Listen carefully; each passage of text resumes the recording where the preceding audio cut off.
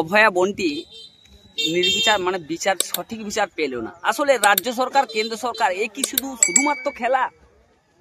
BJP Trinamool চায়নি তাই অভয়া বিচার পায়নি। আমাদের তিলোত্তমা যে বিচার পাচ্ছে না, এটা বিজেপি তৃণমূল চাইছে না বলে, দুটো দলই চাইছে না। কারণ এখানে তৃণমূলের বড় বড় নেতার ছেলেপুলেরা জড়িয়ে আছে, নেতার ছেলেমেয়েরা জড়িয়ে আছে। তো ফলে তৃণমূলের বড় নেতার ছেলেমেয়েরা যেহেতু জড়িয়ে আছে, সেই জন্য তৃণমূল বিজেপিকে ম্যানেজ করে নিয়েছে, তাই অভয় বিচার পাচ্ছে না। সব সহজ কথা আমি বলছি।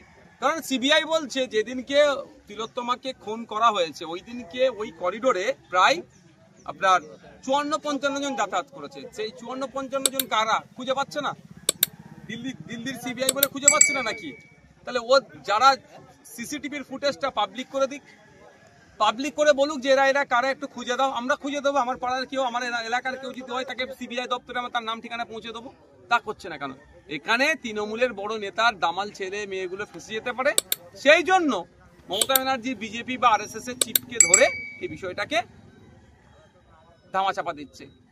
আমরা অভয়ার বিচারের জন্য, তিলোত্তমার বিচারের জন্য আমরা সাধারণ মানুষকে বলবো, তিলোত্তমা খুন হয়েছে আমাদের জন্য, অর্থাৎ হসপিটালে যে নোংরামি হতো সেই নোংরামির বিরোধিতা করতে গিয়ে আমাদের সাথে রোগীদের সাথে নোংরামি করতো, জাল ঔষধ, এই ধরনের ওটি রুমে মচ্ছপ, মহিলা যারা ওখানে থাকতো মানে মর্গে, সেই মহিলাদের সাথে নোংরামি করে ভিডিও বিক্রি করতো বাইরের মার্কেটে।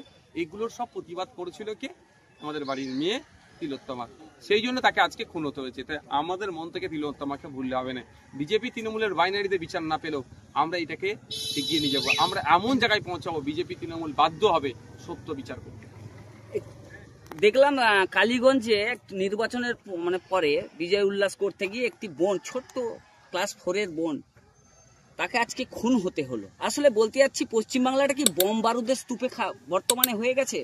এখানে সংরক্ষিত নয়, সেই জায়গায় পৌঁছে দিয়েছে। আজ আমরা 9 আগস্ট থেকে 15 আগস্ট পর্যন্ত অধিকার সভা রেখেছি।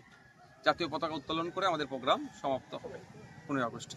তা আমাদের দাবির মধ্যে এটাই, তিলোত্তমা তামান্নার খুনিদের শাস্তি এবং সর্বস্তরের নারীদের সার্বিক নিরাপত্তা। আজকে নারী নিরাপত্তা কোথায়? আপনি দেখুন না, কসবার ল কলেজে তৃণমূলেরই টিএমসিপির মেয়ে, টিএমসিপির নেতা দ্বারা ধর্ষণের শিকার হচ্ছে। তামান্নার মতো ফুটফুটে বাচ্চাকে আজকে কালীগঞ্জে খুন হতে হচ্ছে। হাঁসখালির বোনটার কথা ভুলে যাচ্ছি আমরা, নাবালিকাকে কি ধর্ষণ করেছিল, রাতারাতি তাকে দাহ করেছে। এগুলো আমরা বলছি না। এই অন্যায় তৃণমূলের আমলে বেড়ে যাচ্ছে, এগুলোকে আটকাতে হবে।